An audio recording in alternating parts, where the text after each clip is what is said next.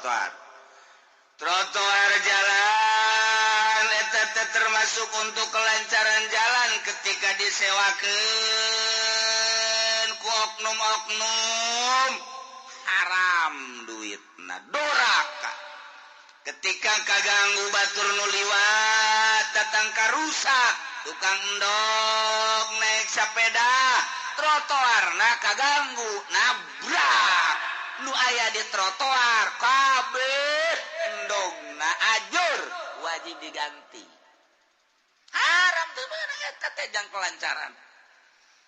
di tengah jang kendaraan sisi jang ai nyimpang termasuk nu leumpang ulah diganggu di Indonesia mah aneh digedean ku pemerintah jalan kurang kumaha hebatna pemerintah urang tuh jalan cadas jembatanna gede bagus teh bupati teh ngagedean jalan dipake dagang dipake blon masyarakat blon goblok tolol ayo pemerintah kadang-kadang bagus ngabangun ulah ge ngeuna ini pemerintah bisa nih akur ya bagus ya ayo aya dipuji mah puji bae bagus bae mah sesuai jeung aturan bagus ya pemerintah nyeun kalancaran tukang es di dinya tukang baso di dinya tukang cilok di dinya ka tukang cincin aya di dinya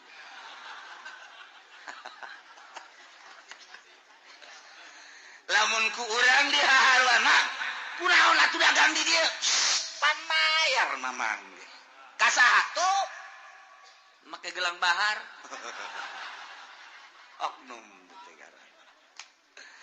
saralah tuh ngadahar duit nu kitu di kumaha engke di akhirat dagang mendek mah ulah nyewa-nyewakeun sarana umum teu beunang atuh sarana umum mah jang kelancaran lain jang disewa-sewakeun haram nyewakeun tuh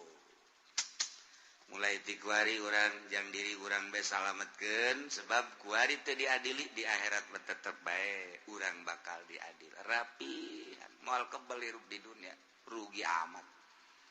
ngadaharan di nu kos kararitu lancarkeun jalan lancar